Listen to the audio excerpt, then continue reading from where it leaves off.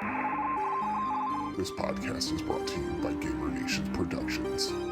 Gamer Nation, the new gaming podcasting network. By gamers, for gamers. Roll with us.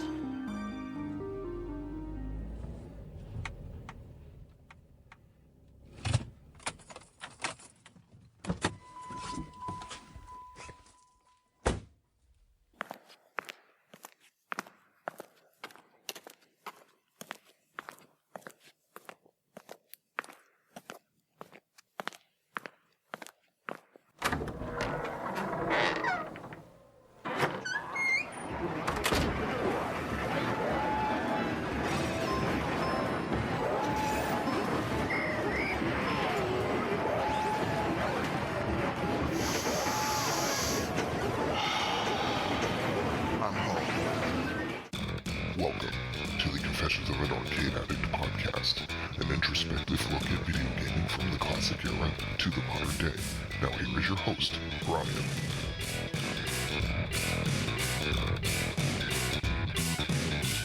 Hey folks, what's going on out there? Brian here, and this is episode number 77 of the Confessions of an Arcade Addict podcast. Okay, since I recorded and posted episode 76, as you guys might have known, since I posted it on all social media the day it happened, I put up a new personal high score on Moon Patrol. I'll be talking about Moon Patrol. I got that on the brain. No, personal high score on Time Pilot. Now, this is a game that I've been physically struggling with and I was talking to Galaxian on his stream about it Saturday night after I got home from my shift. He was talking about the joystick. I can't remember what name the joystick is, but it's like a multi-directional stick, but it has resistance to it. And when I play Time Pilot, it basically hurts the tendons in between my left thumb and my left forefinger, because I actually have to put more effort into the controls than I should. I've played multiple Time Pilot machines throughout my life, ever since I started playing it when it came out in 1982, and this is the first one where the stick is just stiff enough to where you actually have to put more effort into controlling it than you probably should. So yeah, I mean, I had fun with that game. You know, I was just rocking it, and I just went with it.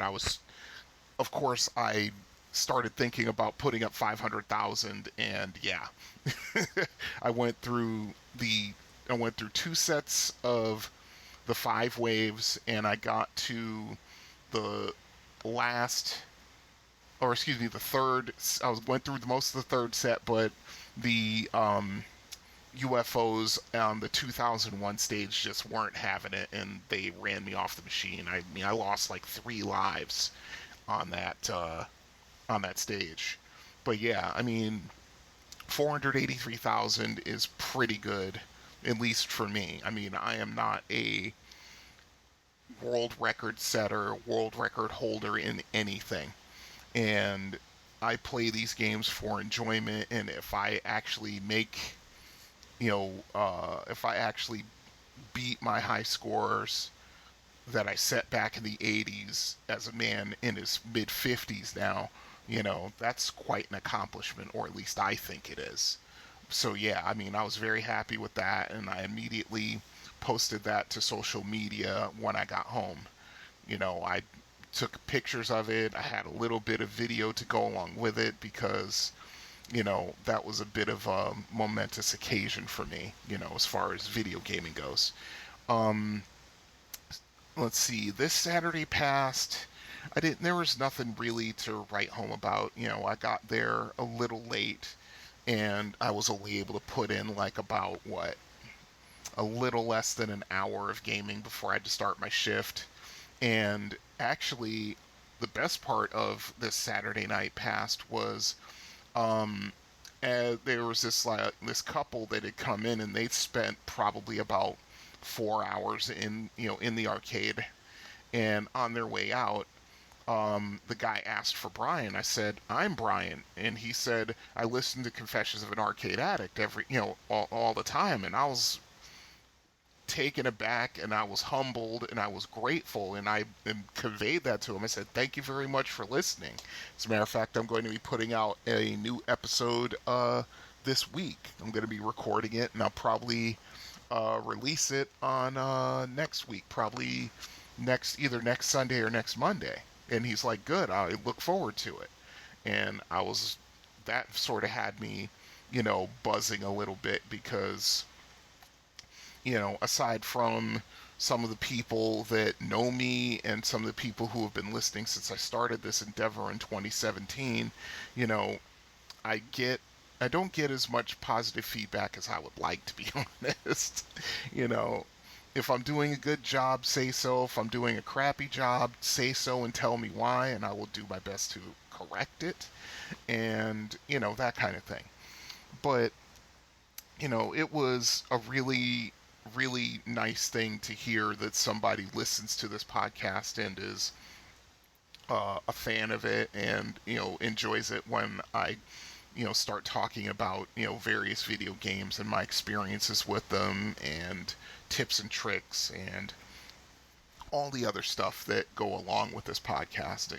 It's good to know that there are people out there, not people who don't know me or people who've been listening. They actually, enjoy it, and they take a moment to tell me, because that's good. That's motivation right there. That's like, oh, that's cool. I need to keep this going because I've got fans. Okay. Let's see. Aside from that, like I said, when I did my Saturday check-in on social media, I've been going through pretty much a gaming malaise for like a week and a half, 2 weeks, where after I finished the main story in the first Descendant, I just didn't have real motivation to play, those kind of games. Like, I put Division 2 down for a while.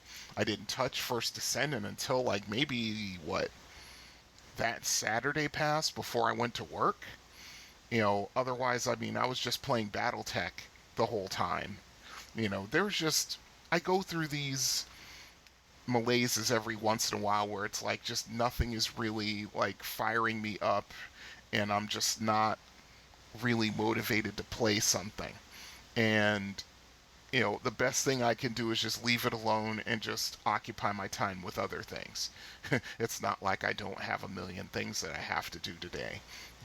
Case in point, I had to create a new logo for my other podcast that I'm a part of, Thaco's Hammer, because Apple Podcasts wouldn't accept the cover art.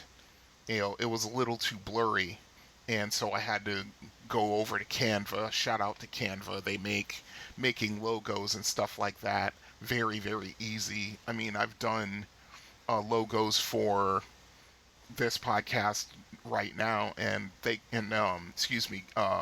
parent company for the two podcasts, Gamer Nation Productions, and they make it very easy to make that kind of stuff. You can pretty much make anything there, apparently, if you've got the art ready and you have, the fonts and things like that. It's actually a nice little web app. So yeah, check it out, canva.com, if I'm not mistaken. Anyway, that's enough of unpaid plugs for today. Let's see. Like I said, aside from that, like I said, I went through that little malaise, and I kind of came out of it on Saturday. I actually got back into playing First Descendant and realized that I'm a long way from getting to a really good place with my characters, and I'm just slogging through it because it is basically a large farming exercise once you get through the main story. And a lot of the people that I know who play it aren't playing it anymore because they're a little tired of the farming slog too. So Yeah, so I'm just playing it every once in a while. I did play Division 2 for a little bit, and I didn't go through. I missed an event that I'm usually pretty excited to play, and that's okay. I mean, I'm just waiting for new content, just like everybody else. What else is going on? My son went back to school, and I realized that he's borderline outgrown like 90% of the clothes he has, so I have to buy him more. Um, I have to get my car fixed this week. And as a matter of fact, once I get done with this podcast, I have to set the appointment to take my car in and, you know, get that done. Hopefully, I'll have my car back by Friday. So I'll probably be taking public transportation to work and probably taking a lift home because after I get out of work, it'll be too late for to catch the last bus leaving the hospital. So it'll be all right. Yeah, I've done it before. I can do it again. Public transportation holds no problems for me, really. Considering all the times I've used public transportation, from childhood all the way up into, my adult years. So, no big deal. Let's see. I think that's pretty much it. I know I'm missing some things, but, it's nothing. If it's not, at the top of my mind, it's probably not worth talking about. So, all right. As I said before, we have a voicemail from Mike Stewart, so let's just hit the button and let's see what Mike has to say. Hey Brian, it's Mike again. Just listening to episode 76, and Sinistar. Wow, that was a thing that happened. I think I played it 3 times because it was so hard. You're right. I mean, even the quote-unquote easiest level, and I only had just a basic grasp of the rules to begin with, and it just toasted me over and over again. But I gave up because I got tired of wasting my quarters. But damn it, the graphics of the time and the voice, way better than Wizard of War. Since that synthesized voice just kept drawing me back. I may not have played it anymore, but I always was willing to watch someone else play it.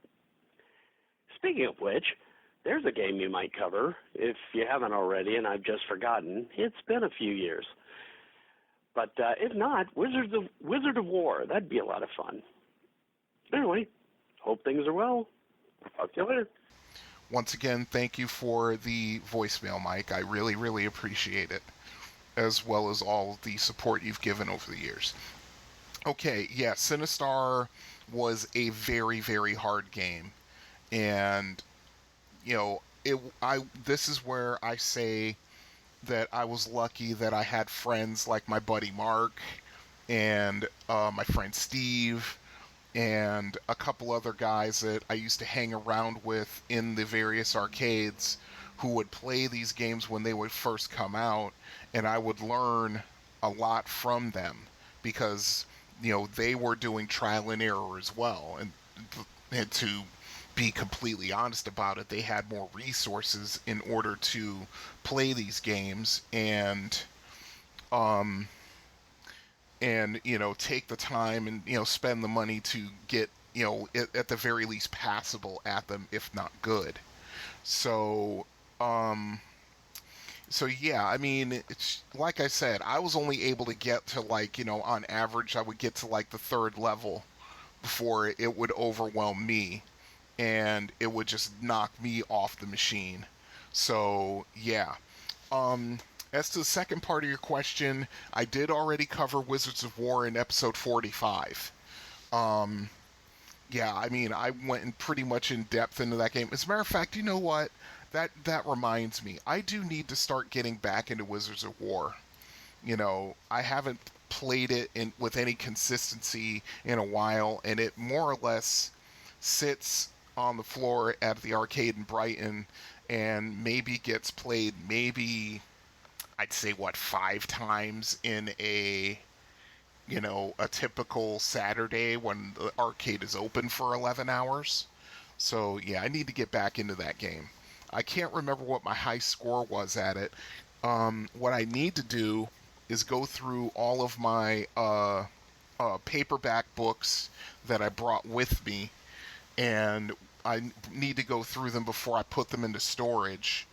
And I need to dig out the score, the how to beat the top 16 video games, and a couple other books, and hopefully I can find my old a video game high score book. I think I have it. I think so.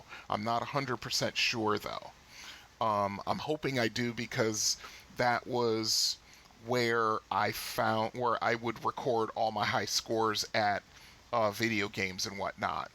And, I mean, that's a book I've had since, oh goodness, I want to say like 1983.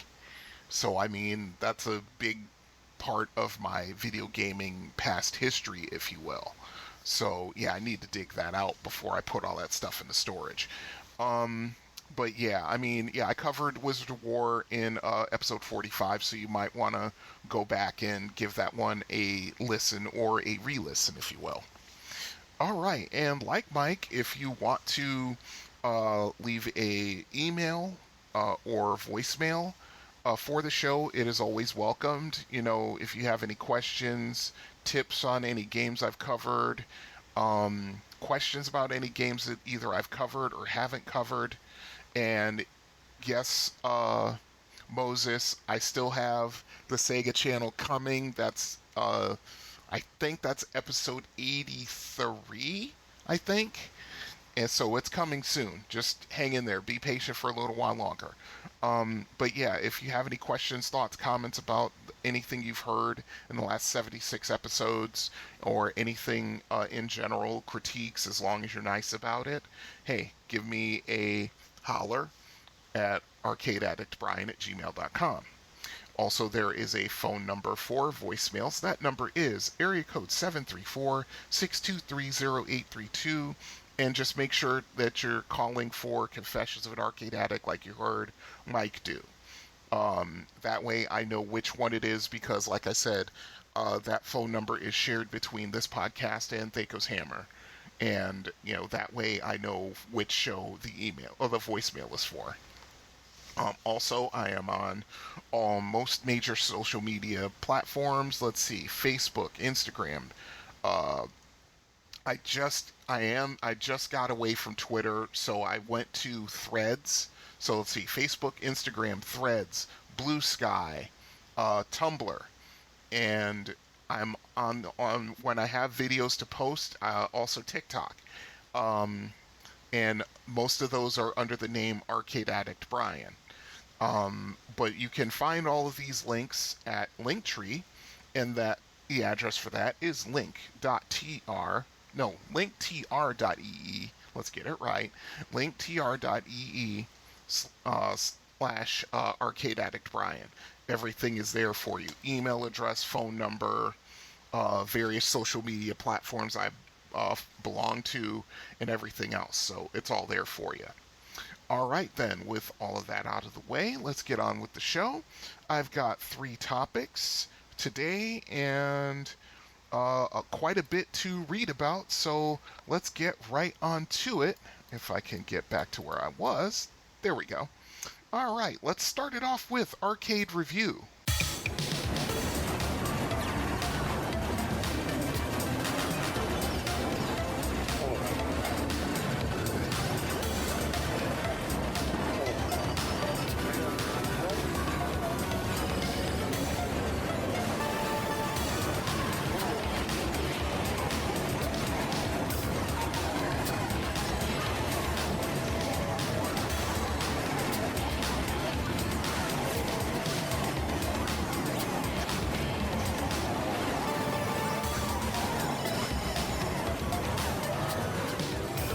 Arcade Review, Barcade, Detroit, Michigan. Now, I will say before I do this review, I did this review in, November of 2021, and I I could have gone back and redone it because I had done a recent second visit to the barcade. What was that? That was what, the first week in July, I think? Or was the first week in August? Now I can't remember. Oh, first week in August. No, it was the last week in July. That's right. That was during my vacation. I forget things, so bear with me. Um, but I kept the ratings as they were. So here we go. Um, it, when I review an arcade, I do so on 5 major criteria: location, selection, ambiance, functionality, and value. Location is fairly self-explanatory. Where is it? Is it easy to get to? Is there major road access, meaning, major roads, highways, interstates, things like that? Or is it like tucked away back somewhere? You know, and also, is there like ample parking? Is it very visible from the road so you won't drive by it if it's the first time you're in that neighborhood, so on and so forth. Selection, once again, that is pretty straightforward. How many machines does the place have? What's the cross section like?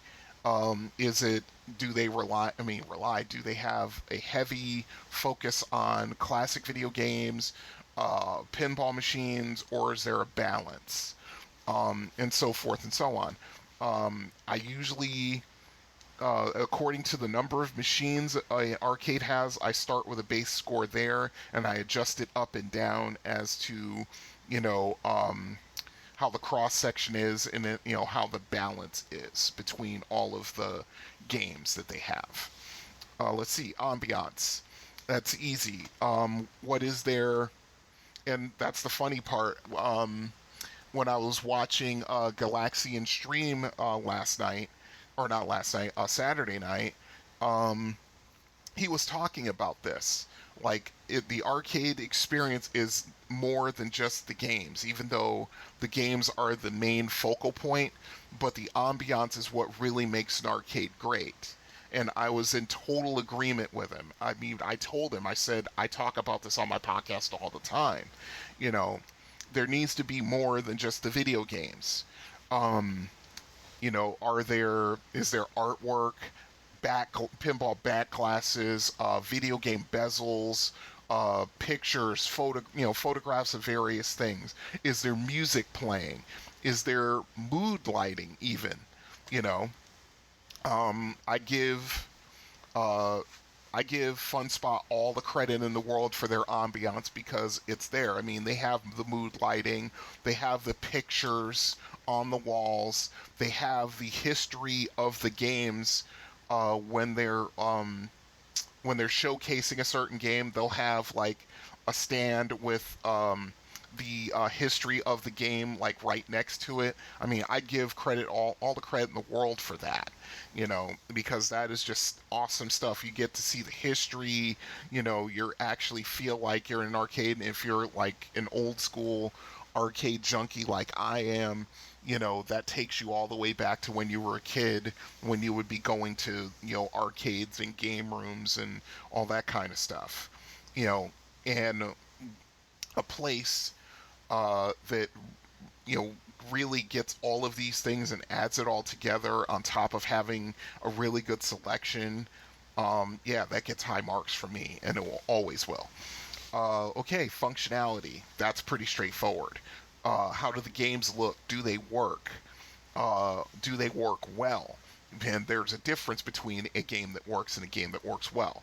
Anyone who is an arcade aficionado will tell you that. You can have a game that works, but, is not, but it's not like, it's not, I won't say perfect. Perfect's the wrong word, but there's a difference between a game that plays satisfactorily and a game that plays excellently. And usually that comes down to how well the machine is maintained, and all those kind of things. So yeah, I mean, do the games look decent? Do they look like 6 miles of bad road? shout out to Carl, formerly of Retro Electric Arcade. I mean, I talked about that in episode 76. It's still a little bit of a bummer. But, I talked to him when I visited Retro Electric back in like early winter of 21, and he said it. He likes to have games that have patina, that have, the cigarette burns in them, and maybe the art on the control panel has worn away from hundreds if not thousands of people playing that game. And I agree with them to a certain extent. Like, these things don't have to look absolutely perfect, but as long as they look decent, and the artwork is where it's supposed to be, and the bezels are supposed to be, I mean, you can pretty much, if you have any sort of arcade acumen, if you will, you can certainly tell a authentic machine from just a cabinet that was slapped together and the boards installed, and it may play great, but it'll look like crap, that kind of thing. Value. Okay, does an arcade run on quarters? Do they run on tokens? Do they do the free play option? Are there other things attached to or very close to that arcade that provides more value, like restaurants, movie theaters, shopping, things like that? And I usually pay attention to what's around an arcade just as much as what's in the arcade. Each score is rated from 1 to 10 with half points coming into play. You add them up, divide by the number of categories, which is 5, and you come up with a total score. So, okay, let's get right down to it. Location, I give it an 8. Barcade is located on Selden Street, 3 blocks southwest of the Lodge Freeway, aka M10. Several blocks north is Interstate 94, several blocks south is Interstate 75, and about a mile or so northwest of downtown Detroit.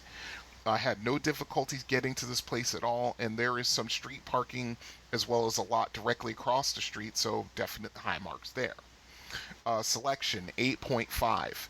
At the time of my visit, which again was, November of 21, if I'm not mistaken, Barcade had 72 machines, and the cross-section was fantastic.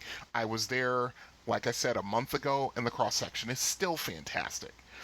They have a great mix of classics, games from the 90s and the 2000s, and their pinball selection was decent as well.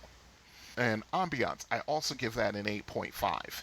The atmosphere was great in this place, and the staff was excellent, and that's only reinforced by my recent visit. The place has very high ceilings, which makes it more open and roomy. If there was one thing I could complain about, is that they were playing the music a little bit too loud, but I can basically forgive that. The staff was attentive and willing to answer questions, and the food was excellent. In my recent visit, when I set my personal best on Galaga, and it was also a high score for the Barcade, the staff was very attentive, and came right out and said, okay, how many points did you score? And then the attendant was actually counting the number of stages I went through at the end of the game, and he basically figured out that I was telling the truth, and he gave me that, and he put my name up on the board. Also, the same thing when I beat their score on Missile Command. Now, if Missile Command is a thing about their functionality, which I will talk about right now. Functionality, I give that a 7. Most of the games I played work well, although there were some issues like the Defender machine having an iffy reverse button, the missile buttons on the Missile Command machine weren't working as well as they should, and minor things like that. Nothing too terrible, but those things do need addressing. Unfortunately, in the 3 years since I visited, or 2.5 years if you want to be, literal about it, the buttons on the Missile Command machine still had the same problems. Some of the missile buttons weren't working. They're working intermittently, and unfortunately those are a primary function of the game, so there's no surprise that the high score for Missile Command at the Barcade was only 34,000, and I scored 38, on that. Now, of course, I could have gone really high score chasing if I wanted to, but, I just reported it and they took care of it. The thing that really surprised me during my visit back in 2021 was that one of the bartenders came out from behind the bar, and she was not only emptying each machine of tokens, because she had like this big white plastic bucket with her, but she would put a token in the machine and she would actually play the game for like about 15-20 seconds to check the functionality. That was impressive, although I think that the attendant doesn't know or didn't know about the missile command machine, and probably I should have told the attendants, but it doesn't matter either way. Finally, value. I give that a 7.5. Barcade runs on tokens 4 for $1, so we start with an average score of 5.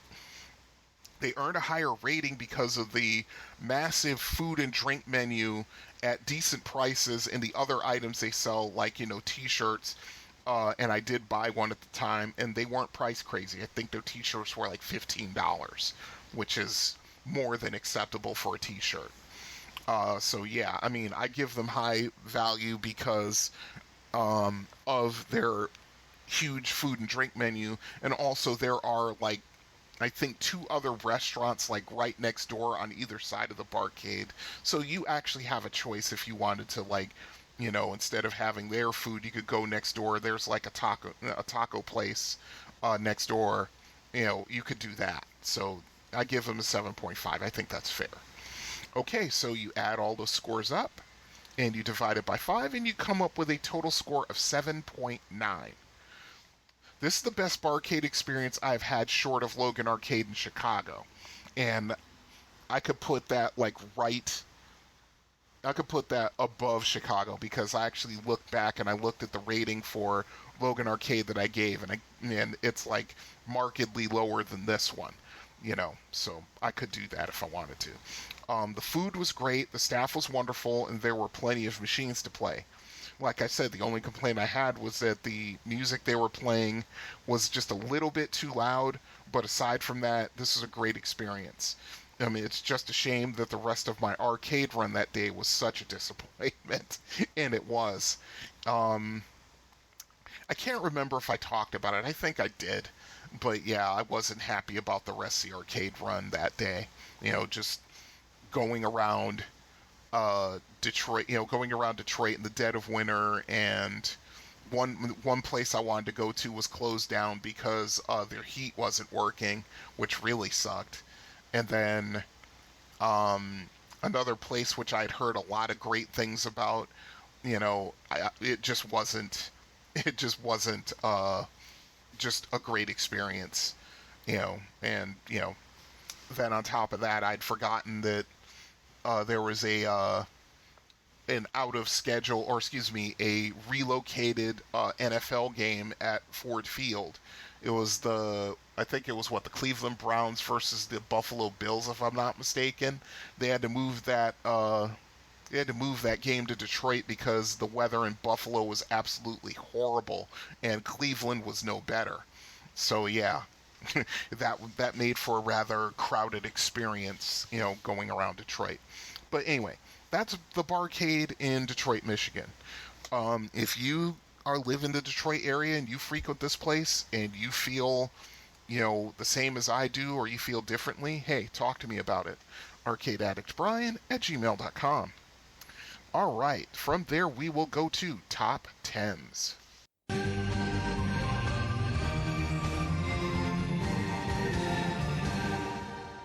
Top 10s. Basketball games for home systems and consoles. Okay, I will say that really good basketball games were initially hard to find in the home sector.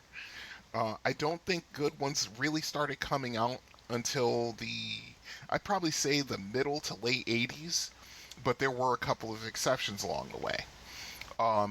As I've said always, this is just a top 10 that I listed as it came to me, no particular order. And I do have honorable mentions at the end of the segment. So here we go. We'll start off with probably my favorite basketball game for the Sega Genesis, NBA Live 96.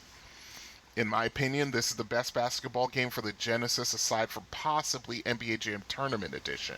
Live 95 introduced the isometric three-quarter view, but Live 96 really knocked it out of the park. You had creative player, and in a very clever way of circumventing the NBA licensing, you entered the player's name in creation mode, and you would get that player complete with pretty accurate stats. I spent hours and hours making the best teams to create a super league, and then taking my highly modified Orlando Magic team and going up against them in season mode. This game was revolutionary in so many ways, and a lot of fun. That's how I feel about it, to the point where I'm still bummed out that a former roommate of mine stole my Genesis and my games, because that was one of the games I owned. But anyway, I need to learn how to let that go. That happened, oh goodness, how long ago? 25 years ago now? Sorry. Next one. ESPN NBA 2K5 for the PlayStation 2. This game I had a ton of fun with. It was comprehensive. You also had creative player. You had season play for as long as you wanted. I think I have one league on a save card that went up to the year 2017 or something like that. It was at the very least 10 seasons long. You had a salary cap to deal with, so you couldn't just load up your team with all-stars and destroy everybody. You actually had to be strategic about who you drafted and traded for. The gameplay was pretty decent, though it had some flaws, which is pretty typical about almost every 2K basketball game ever since this one. I remember this also was only $20. This was a great way to break into the console market by coming up with, not even break into, because they had I think two games before this, but I mean, they put this out, which was a great basketball game, but it was only $20. It was awesome. The college football one and the NFL football one, same thing. They were all like $20. Like I said when I talked about it, EA Sports had to really do a full court press, if you will, with the NBA, or not the NBA, the NFL, to get exclusive licensing because the game was so popular. I mean, to this day, the NFL 2K5 is still played with up-to-date rosters, and because, everything on that game is so perfect. But let me stop right there. We're talking about basketball here. Okay, Double Dribble for the NES. This game was pretty close to the arcade in terms of gameplay if you didn't cheese the game, which is of course what everyone did back then. From the can't miss spots on the court, where you could just launch a three-point shot and it would go in all the time, no matter, how early or late you were with your jump shot, to the jumping towards the basket from the upper corner three-point shot. Once these secrets were revealed, it was pretty much over. I remember playing this at the Nintendo kiosk with a bunch of people, and yeah, once those secrets were found out, it was like the game wasn't fun to play anymore, to be honest. Okay, moving on. NBA Street Volumes 1 and 2 for the PlayStation 2, that's a tie. I absolutely love these games, and I could not choose between them. Volume 2 is prettier, has more to it, and dare I say crazier gameplay, but they got the 3-on-3 street ball experience so right in Volume 1 that it deserves a place on my list. You had actual NBA players, you could create your own, you could make your own teams, and could pick up additional players from teams you defeated. Volume 2 took everything that the first game did right and turned them up to 11. Now you had all 29 NBA teams, insane level 2 game breakers, and a slammin' hip-hop track to play to. I thought this was one of the best soundtracks of any game I played, bar none. The game itself was harder, make no mistake, but when you pulled off a ridiculous level 2 game breaker, it was really satisfying. It was. Alright, going to one of my favorites, going to one of the most frustrating ones I've ever played. Street Hoops for the PlayStation 2. There are very few games I have had such a love-hate relationship across genres and systems than I did with this one.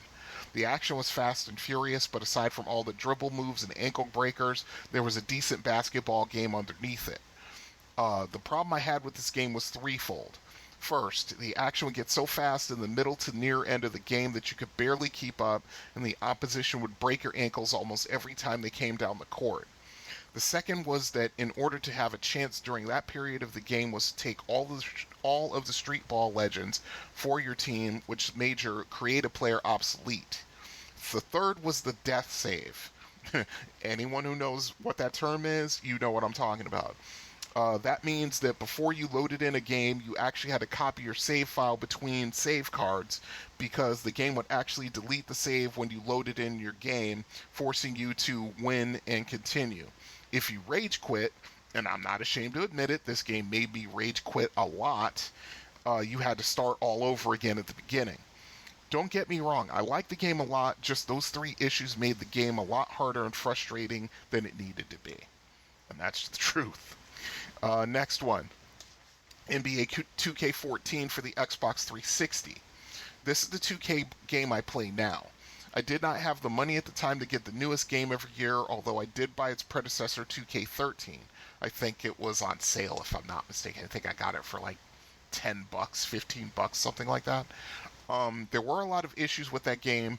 The problems with that 2K14 fixed, but at the expense of other things that should not have been tampered with. And sorry, I'm putting on my tinfoil hat for my conspiracy theory. That's how 2K continues to make money.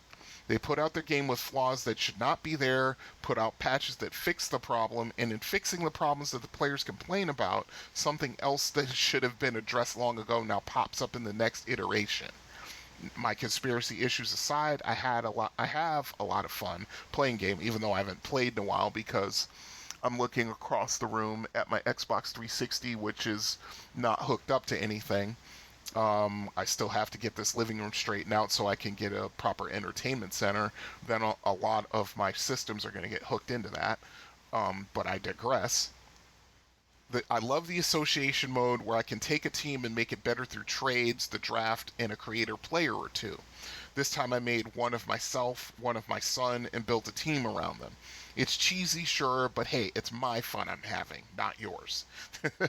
I never messed around with online play or anything because I never really wanted to or needed to. Once you get used to the controls, it's very deep, though, by turns satisfying and frustrating. I've watched streamers and content creators like Chris Smoove and D-Man for years and years, and I'm glad I stayed where I am because their frustrations with the subsequent versions of the game is a level of stress I do not need in my life, and that's the truth. that is so much the truth. I mean, a lot of these games have gone so much towards esports that, it just takes away from, the other facets of the game that other people enjoy. But that's all I'll say about that. Next one, Dr. J versus Larry Bird one-on-one for the Commodore 64. This was for me the ultimate one-on-one game. You had Dr. J's athleticism going up against Larry Bird's superior shooting. There were steals, blocks, fouls, free throws, three-pointers, dunks, of course, and shattering the backboards if you timed your dunks right. I remember one game where I was playing Dr. J and I broke the backboard 6 times in one game. You could break the backboards with Larry as well. The CPU could give you a good challenge even on the medium difficulty.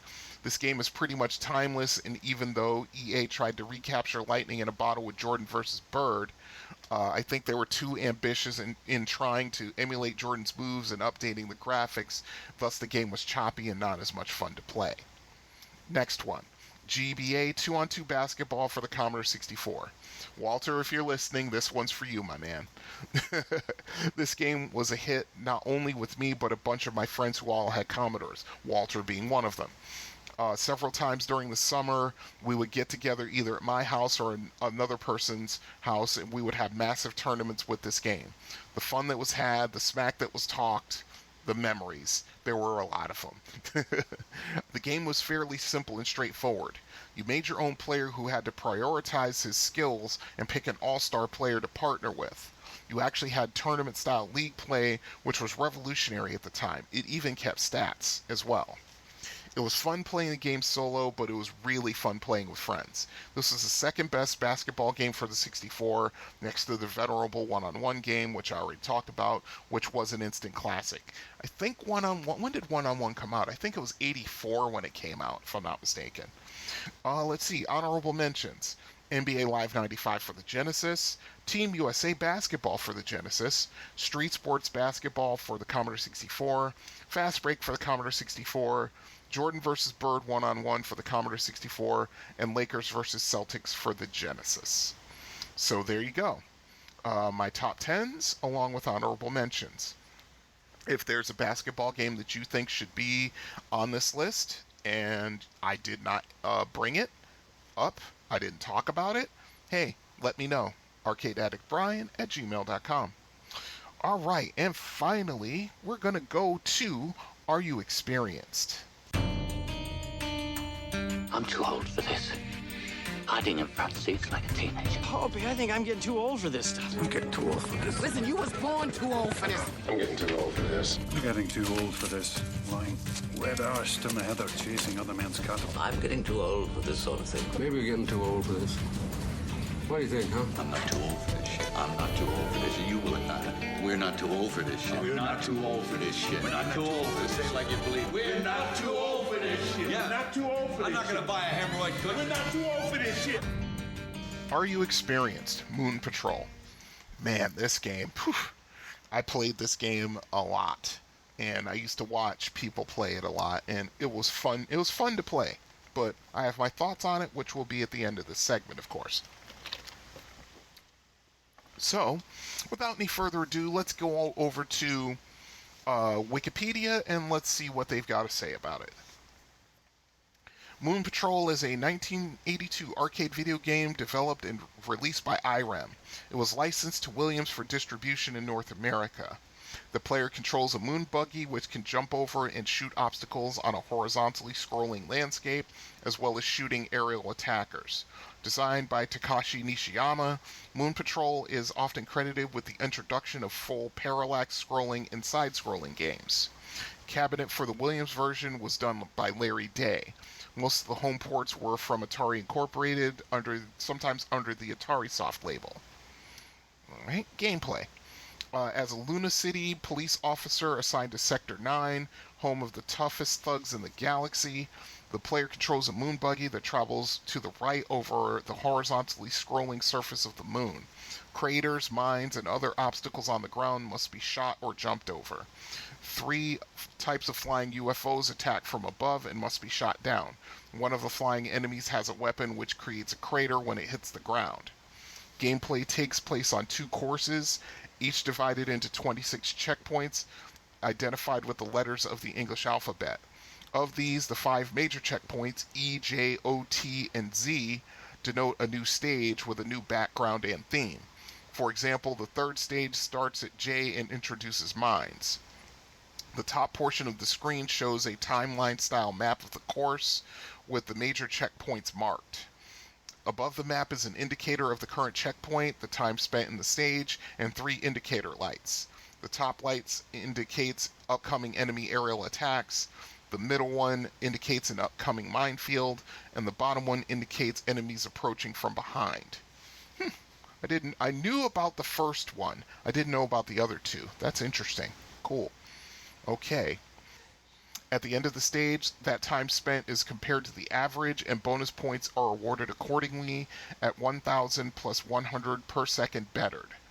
Completing an entire course gives an additional 5,000 points plus 100 per second bettered. There are 2 unique courses, the beginner course and the champion course. The champion course loops forever, and each loop is numbered for convenience up to 3. Extra lives are given at 10,000, 30,000, and 50,000 points. Thereafter, no more lives are given. The game ends when the last patrol car is destroyed. The game can be continued, but points scored from one game do not carry over. 999,990 points is the maximum high score that can be achieved. Players can exceed the score, but it turns over if they do. Okay, the ports. Atari Incorporated released Moon Patrol for the Apple II, Atari 8-bit computers, Atari 2600, Atari 5200, Atari ST, Commodore 64, Commodore VIC-20, IBM PC as a self-booting disk, and the TI-99/4A. The versions for non-Atari systems were published under the Atari Soft label. The MSX version was published by Iron. That's interesting. Let's see, reception. Moon Patrol was one of the 5 top-grossing arcade games on North America's monthly replay charts by January 1983. Moon Patrol received a Certificate of Merit in the category of 1984 Best Science Fiction Fantasy Video Game at the 5th Annual Archie Awards. Arcade Express reviewed the arcade version in January 1983 and scored it 8 out of 10. Scott Mace of InfoWorld stated that Moon Patrol for the Commodore 64 was his favorite Atari Soft game, making good use of the computer's sound. Computer Games magazine called the Commodore 64 version a very good shoot-'em-up and the thinking man's killing game, while noting that it has a continued feature like Vanguard. They later gave the home computer conversions a B- rating. In March 1985, Computer and Video Games rated the Atari 800 version 33 out of 40 and listed it as the 3rd best game of the month. In 1995, Flux Magazine ranked the arcade version 86th on their top 100 video games. Okay, let's move on to the legacy. Moon Patrol was included in the retro compilations Arcade Hits Moon Patrol and Spy Hunter for the Game Boy Color, and Midway Presents Arcade's Greatest Hits, the Midway Collection 2 for Dreamcast, PlayStation, and Microsoft Windows.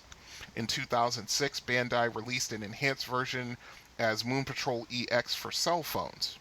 That's cool. Lunar Patrol J2ME was released in 2012 by GRP Software, with enhanced physics and playability. Moon Patrol was released for the Nintendo Switch by Hamster in March 2018 as part of the Arcade Archives series. Interesting. Okay, clones. A bootleg version was called Moon Ranger, was released in the arcade the same year as Moon Patrol. Home clones include Desert Patrol for the TRS-80 color computer in 83, Gas Hog for the 2600 also in 83, Lunar Rover Patrol for the Dragon 32, also in 83. Moon Buggy for the Commodore 64, also in 83. Moon Alert for the ZX Spectrum in 84. Luna Rover for the ZX Spectrum in 85. Moon Control for the Amstrad CPC in 85. Moon Rider for the MSX in 86. And Overlander for the Amiga in 1993. Battle Through Time, which was released in 84 for the Commodore 64, rethemed the gameplay to be about major wars of the 20th century. A contemporaneous review of BC's Quest for Tires remarked that the game's similarity was to Moon Patrol. Open source clones named Moon Buggy and ASCII Patrol run in Unix-like terminals. Wow, how about that? That's pretty cool. Okay, the impact. Moon Patrol introduced full parallax scrolling. The arcade video game Jump Bug, released in 81, had previously used a limited form of parallax scrolling, with the main scene scrolling while the starry night sky is fixed and the clouds move slowly. Moon Patrol has 3 separate background layers scrolling at different speeds, simulating the distance between them. Taito's Jungle King, also with parallax scrolling, was released a month after Moon Patrol. The game's designer, Takashi Nishiyama, went on to create the beat-em-up game Kung Fu Master in 1984. And that is all there is about Moon Patrol. So, let's move right on to my experiences with it. I'm trying to remember where I first saw this game. I think it was the Rexall drugstore in the mall, then Bolarama got one in their game room. I think it was like that. It was, and still is, a very challenging game. I think I got past Point Z on the beginner's challenge once on 1 quarter, and from what I've seen on YouTube, the game just does not end after the challenging stage. It was fun to compete, not just for high scores, but for the elapsed time records on each stage, which of course meant more bonus points. This was a game that seriously challenged your arcade gaming acumen for sure. We have one at the arcade in Brighton. It gets moderate play, and I kind of understand why. It's a really tough game. The first couple of stages are fairly easy, but yeah, it gets challenging in a hurry. So that's Moon Patrol. The information about it and my experiences with it. So if you've played Moon Patrol and you like it, you hate it, you're indifferent, whatever your thoughts are on it, I want to hear about it. arcadeaddictbrian@gmail.com. Okay, and that's going to do it for episode 77. Looking forward to episode 78. I've got already experienced a home system segment and an on-the-road segment. All right then, so until next time, you guys find your fun where you can, good gaming, stay safe, and take care. Au revoir. You have been listening to the Confessions of an Arcade Addict podcast. All music has been provided by Kevin MacLeod. You can find his music at incompetech.com. You can contact the show by voicemail at area code 734-623-0832. You can also contact the show through voicemail at arcadeaddictbrian@gmail.com, and all links pertaining to the show can be found at Linktree. That's linktr.ee/arcadeaddictbrian. So until next time, you have been listening to the Confessions of an Arcade Addict podcast. See you then.